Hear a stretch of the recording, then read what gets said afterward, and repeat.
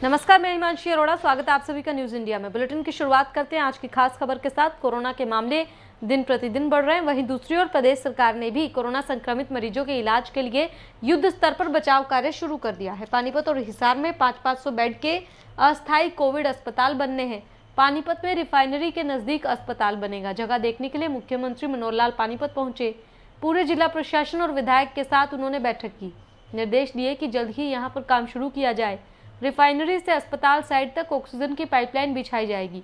इसका नक्शा मिल गया है। बता दें कि अस्पताल का ढांचा पीडब्ल्यूडी को तैयार करना है। देखिए मित्रों, जैसा हमको सबको मालूम है कि कोरोना के इस घटनाक्रम में ऑक्सीजन की बहुत बड़ी कमी पड़ रही है। जितनी खपत है उतनी ही लिक्विड ऑक्सीजन की अवेलेबिलिटी ना होने के कारण से हमने ये तय किया है कि जहाँ जहाँ ऑक्सीजन गैस फॉर्म में मिल सकती है उन्हीं स्थानों के ऊपर हॉस्पिटल बनाए जाएं। तो ऐसे 2 स्थान हैं, पानीपत रिफाइनरी और हिसार में जो जिंदल गैस प्लांट है, वहाँ 500-500 बेड के 2 अस्पताल स्थानीय उसी जगह पर बनाए जाएंगे। उसी के निरीक्षण करने के लिए आज मैं आया था। आज मोटे तौर पर हमने जगह भी देख ली है और जो पीडब्ल्यूडी के लोगों ने जो चिन्हित की है जगह और जो कंपनी बनाने वाली है वो भी सब आ गए हैं। हमारे जो इंडियन ऑयल के अधिकारी थे उनसे बातचीत हो गई है, कहाँ से गैस चलनी है, कहाँ पहुँचनी है, कब शुरू करेंगे। तो मुझे लगता है कि शीघ्रता से इस काम को पूरा करेंगे। कोरोना को लेकर देश भर में हाहाकार मचा है। वहीं इसी बीच राहत की खबर सामने आई है। दरअसल कोरोना का देसी इलाज मिल गया है। नीम की गोली का क्लिनिकल ट्रायल सफल रहा है। एक नीम की गोली वैक्सीन की तरह काम करेगी। ईएसआईसी मेडिकल कॉलेज और अस्पताल में कोरोना वायरस पर नीम के प्रभाव को जानने के लिए क्लिनिकल ट्रायल हुआ, जो कि सफल रहा। क्लिनिकल ट्रायल की रिपोर्ट जारी कर दी गई है। रिपोर्ट के अनुसार नीम की गोली कोरोना संक्रमण की रोकथाम में कारगर साबित हो सकती है। यानी कि आने वाले समय में भारत न केवल अपने मरीजों के लिए इसका इस्तेमाल कर सकता है, बल्कि विदेशों में निर्यात भी कर सकता है। मेक इन इंडिया के तहत ये एक बड़ी उपलब्धि मानी जा रही है। वहीं कोरोना काल में डॉक्टर्स और मरीज के परिजनों के बीच मारपीट का एक वीडियो सोशल मीडिया पर जमकर वायरल हो रहा है। इंदौर के चंदन नगर के चिरायु अस्पताल का ये वीडियो है, जहां पर बिल की राशि को लेकर डॉक्टर और परिजनों में जमकर विवाद हुआ। विवाद इतना बढ़ गया कि बात हाथापाई तक पहुंच गई। अस्पताल परिसर में जमकर मारपीट हुई। ये वीडियो सोशल मीडिया पर जमकर वायरल हो रहा है। परिजनों का आरोप है कि डॉक्टर ने जनरल के नाम पर डिलेक्स रूम का चार्ज लिया। पुलिस ने दोनों पक्षों की तरफ से मारपीट का केस दर्ज कर जांच शुरू कर दी है। रोहतक के सेक्टर 4 स्थित बीपीएल फ्लैट्स की बदहाली की तस्वीरें एक बार फिर से देखिए। इस खबर को पहले भी न्यूज इंडिया ने प्रमुखता से दिखाया था और संबंधित अधिकारी से बात भी की थी। हालांकि संबंधित अधिकारी ने फोन पर आश्वासन भी दिया था कि जल्द ही समस्याओं का समाधान हो जाएगा, लेकिन बावजूद उसके आज भी समस्याएं जो की त्यों बनी हुई हैं। इन फ्लैट्स में ना तो पानी की सप्लाई होती है, ना ही सीवरेज की सफाई होती है। इसके साथ ही इस इलाके में ना तो स्ट्रीट लाइट्स हैं और यहाँ बिजली की तारें भी बिल्कुल नंगी पड़ी है, जिससे यहाँ रहने वाले लोगों की जान को खतरा बना हुआ है। दोस्तों, आप देख रहे हो न्यूज इंडिया। मैं हूं आपके साथ विनीत गर्ग और आज हम हैं यहाँ आशियाना फ्लैट्स के अंदर हम लोग आए हैं और यहाँ जो है लोगों को बहुत सारी समस्याओं का सामना यहाँ करना पड़ रहा है। यहाँ सरकार के द्वारा जो है इनको फ्लैट्स दिए गए हैं। 576 फ्लैट्स यहाँ पर हैं और इन लोगों को जो है यहाँ पीने के पानी की समस्या है, इन लोगों को यहाँ सफाई की समस्या है और यहाँ ना तो कोई सफाई कर्मचारी यहाँ आकर इनको साफ़ सफाई करते हैं। रात को शाम होते ही जो है यहाँ पर स्ट्रीट लाइटें लगी तो हुई हैं, लेकिन उनके कोई कनेक्शन नहीं है। पूरा का पूरा शाम को जो है यहाँ अंधेरा हो जाता है। लोगों का घरों से बाहर निकलना भी यहाँ बिल्कुल दिक्कत में है। तो अभी हम इन लोगों से बातचीत करेंगे। समस्या ये सबसे बड़ी तो ये है कि जो ये सिलेंडर फ्लैट हैं सब पे ये गुंडा तत्व के जो लोग हैं, आवारागर्दी बच्चे हैं, इन्होंने कब्जे कर रखे हैं। सबसे बड़ी परेशानी जी का जंजाल तो यही बनी हुई है, क्योंकि ये अगर इन्हीं के ऊपर ही अगर गवर्नमेंट अपना ये एचएसवी विभाग वाले ये शिकंजा कस लें, अपने सिलेंडर फ्लैट ही खाली करवा दें, इससे भी आधी समस्या दूर हो जाएगी। क्योंकि ये अवैध तत्व, शरारती तत्व जो यहाँ पे उन्होंने जमवाड़ा बनाया, 64 फ्लैट हैं जिसकी लिस्ट हमारे को हम लेके आए थे वहाँ पे, जो कि सरेंडर किए हुए हैं लोगों ने, कुछ आवेदन से पहले और कुछ आवेदन के बाद। दूसरी बात ये है कि कुछ 2-3 कर्मचारी कल सफाई वाले आए थे, तो एक दिन आने से कि ये समस्या का हल नहीं होगा। हमें रेगुलर सुविधाएं चाहिए, ये सफाई, बिजली, स्ट्रीट लाइट रेगुलर चाहिए हमें। ये नहीं है कि हमने कंप्लेन कर दी और एक दिन आ गया उसके बाद छुट्टी जी। तो पैसा आपसे पूरा का पूरा लिया जी पैसा तो 2985। हमने तो लॉकडाउन में भी एक किसी नहीं रोकी। मेरा A4 है फ्लैट नंबर, मेरा रिकॉर्ड निकाल के देख के सुमन के नाम से मकान है, कि एक भी किस्त रुकी हो तो। शुरू में हमारे यहाँ पे अलर्ट हुए थे फ्लैट, उस टाइम पे हमारे को न तो यहाँ पे कोई चौकीदार मिला, न कोई यहाँ पे हमारे कोई वारिस मिला जो हमारे को हैंड ओवर कर सके। जिसने जो वहाँ से हैंड ओवर आया, जो अलर्टमेंट आया, उसके तहत जो जिसने ताला खोला वो आगे रहने लग गया। यहाँ पे आकर मैं ठूठियों के लिए परेशान हुए स्टार्टिंग में, तो ठूठियों के लिए हमने दोबारा एप्लीकेशन लगाई। जब जाकर उन्होंने ठेकेदार के बोला भी ठूठी लगा दो, ठेकेदार ने वो 20-20, 25-25 रुपये वाली ठूठी लगा दी। बाद में हमने क्या किया, जो भी हमने किसी भी फ्लैट में जाके देखो, किसी भी टावर में जाके देखो, इतनी सीलन, इतनी लीकेज, जो कि हद से ज़्यादा बिल्डिंग यानी कगार की बिल्कुल गिरने की कगार पे आ जाएंगी। ये 1.5 साल के अंदर का हालात है बिल्डिंगों की। भाई आपकी सुविधा का पैसा तो HSBP लेने लग रहा है। सारी में लीकेज है, सारी में दरारें आई पड़ी हैं।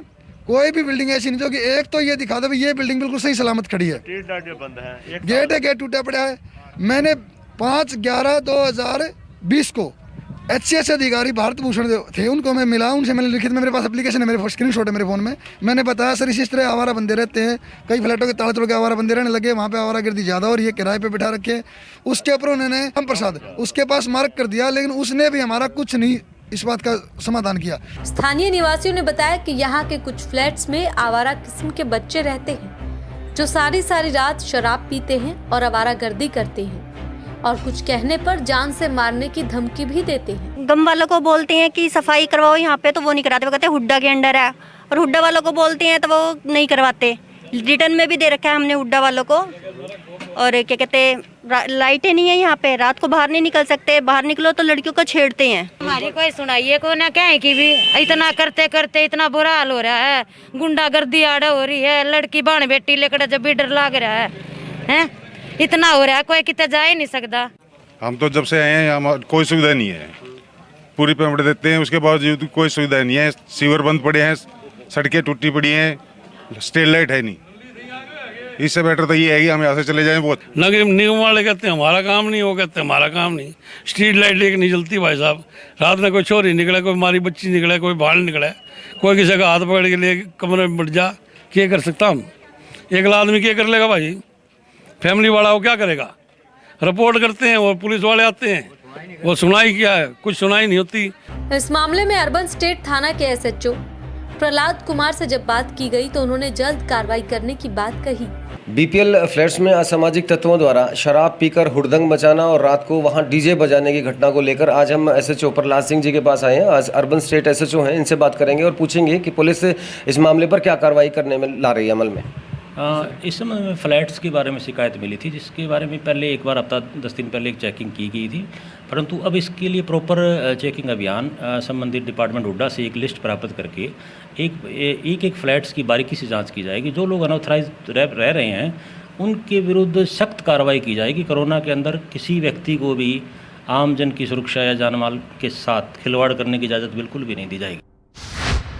अपने हक के लिए दर दर की ठोकरें खा रही देश की बेटी पूनम जाटव ने अब पूर्व मंत्री मनीष ग्रोवर, BJP और RSS से इंसाफ की गुहार लगाई है।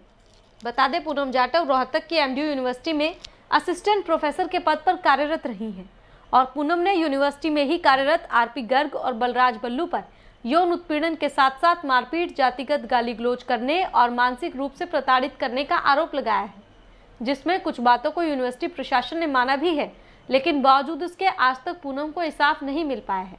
पूनम जाटव ने हाईकोर्ट के आदेश पर अपनी नौकरी बहाल करने की भी मांग की है, जबकि इस बारे में उन्हें कोई जवाब नहीं मिल रहा है। पूनम जाटव की इस लड़ाई में कई सामाजिक संगठन और 36 बिरादरी के लोग भी उसके समर्थन में आए, जिसके बाद दबाव में यूनिवर्सिटी ने जल्द न्याय का आश्वासन भी दिया, लेकिन अभी भी पूनम जाटव दर दर इंसाफ के लिए भटक रही हैं। ऐसे में सबसे बड़ा सवाल यही है कि देश की बेटी को इंसाफ कब मिलेगा? कि मेरे बच्चों की फीस तक नहीं गई है सर, और मेरी सैलरी नहीं दे रही है। यूनिवर्सिटी प्रशासन को दिखाई नहीं दे रहा है कि एक महिला के साथ इस तरीके से प्रताड़ना करी जा रही है। मेरी फाइनेंशियल कंडीशन बहुत ख़राब हो चुकी है, कोरोना भी चल रहा है, मैं कहाँ से कैसे जॉब करूँ? मेरे हाई कोर्ट के ऑर्डर्स फॉलो नहीं किए जा रहे हैं। मैं चाहती हूँ कि पूरा समस्त समाज, मेरा बहुजन समाज और जिस भी समाज के लोग हैं सभी मेरे साथ आएँ। साथ ही मैं ये भी बता देना चाहती हूँ कि मुझे पूर्ण रूप से धमकियाँ दी जा रही हैं कि आपको जान से मार देंगे, आपको उठवा लेंगे, आपके चेहरे पर तेजाब छिड़क कर आपको जला देंगे। तो और मैं जब संघर्ष करती हूँ या आवाज़ उठाती हूँ तो कहते हैं हमारे ऊपर मनीष ग्रोवर जी का हाथ है, माननीय मनीष ग्रोवर जी का, और बीजेपी और आरएसएस हमारे ऊपर है, आप हमारा कुछ नहीं बिगाड़ सकते, हम सत्ता में हैं और हमारे पास सरकार है। तो मैं ये मनीष ग्रोवर जी, आरएसएस और बीजेपी से ये कहना चाहती हूँ, क्या आप सच में इनके साथ हैं या वैसे ही हवा उड़ा रखी है? अगर आप इनके साथ नहीं हैं तो इन षड्यंत्रकारियों को, दोषियों को सजा दें और आगे आएँ और अपनी बहन बेटियों की कृपया मदद करें। कोरोना का कहर दिन प्रतिदिन बढ़ता जा रहा है, ऐसे में मास्क जरूर लगाएं और सोशल डिस्टेंसिंग का पालन करें। हो सके तो जरूरतमंदों की सहायता भी करें। रोहतक में भी वरिष्ठ अधिवक्ता राजवीर और संदीप कुमार ने गोहाना अड्डे के नजदीक लखीराम अनाथालय में रह रहे बच्चों और वहां के कर्मचारियों को N95 मास्क और सैनिटाइजर वितरित किए और एक निःशुल्क कानूनी जागरूकता और साक्षरता कार्यक्रम का भी आयोजन किया, जिसमें अनाथालय के विद्यार्थियों को मैत्रीपूर्ण विधिक सेवाएं, मौलिक कर्तव्यों और कोरोना वायरस से बचाव के संबंध में उपायों के बारे में विस्तार से जानकारी दी गई। फतेहाबाद के एक गांव में अविवाहित लड़की ने एक बच्चे को जन्म दिया, जिसके बाद परिजनों ने उसकी डिलीवरी करवाकर एक दिन की बच्ची को सड़क किनारे फेंकवा दिया। फतेहाबाद के भुना रोड पर गांव बरसीन के पास 2 दिन पहले सड़क किनारे प्लास्टिक के थैले में नवजात बच्ची के मिलने के मामले में पुलिस ने खुलासा किया है। पुलिस ने मामले में 2 महिलाओं सहित 4 लोगों को गिरफ्तार कर लिया है। डीएसपी सत्येंद्र कुमार ने बताया कि पुलिस इस पूरे मामले की गहनता से छानबीन कर रही है। इसमें कंप्लेंट प्राप्त हुई है, कंप्लेंट के बाद केस रजिस्टर किया गया, उनका द्वारा जिसके तफ्तीश जारी है। बच्चे के इसमें इन्वेस्टिगेशन के दौरान 4 व्यक्ति, उसकी दादी, पीड़िता और फादर और उसका ताऊ और उसकी ताई, ये 4 इस मुकदमे में शामिल तफ्तीश किए गए हैं। फिलहाल इस बुलेटिन में इतना ही, लेकिन बाकी की तमाम खबरों के लिए आप देखते रहें न्यूज़ इंडिया। नमस्कार।